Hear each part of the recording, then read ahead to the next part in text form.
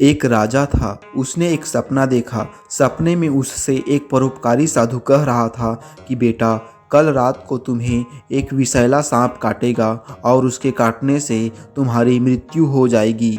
वह सर्प अमुक पेड़ की जड़ में रहता है। वह तुमसे पूर्व जन्म की शत्रुता का बदला लेना चाहता है। सुबह हुई।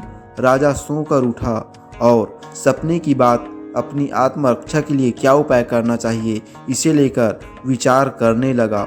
सोचते सोचते राजा इस निर्णय पर पहुंचा कि मधुर व्यवहार से बढ़कर शत्रु को जीतने वाला और कोई हथियार इस पृथ्वी पर नहीं है।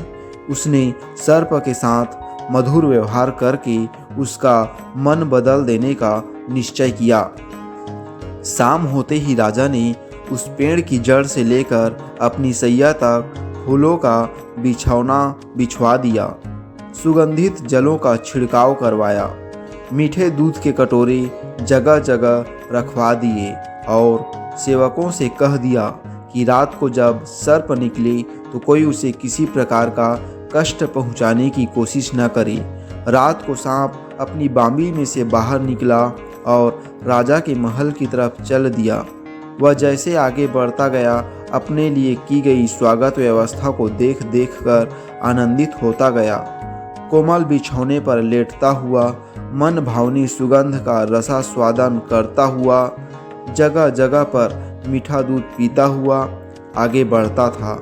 इस तरह क्रोध के स्थान पर संतोष और प्रसन्नता के भाव उसमें बढ़ने लगे। जैसे जैसे वह आगे चलता गया वैसे उसका क्रोध कम होता गया।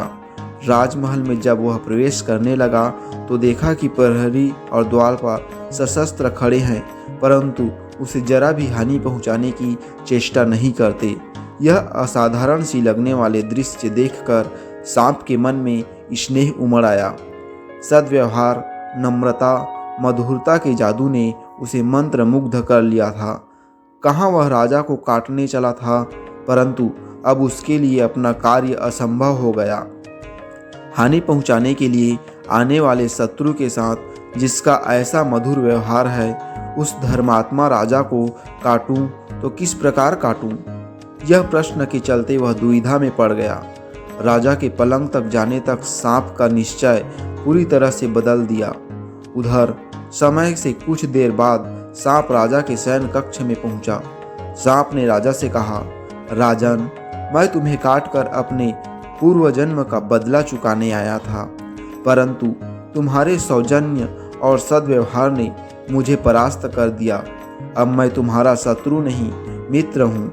मित्रता के उपहार स्वरूप अपनी बहुमूल्य मणि मैं तुम्हें दे रहा हूँ।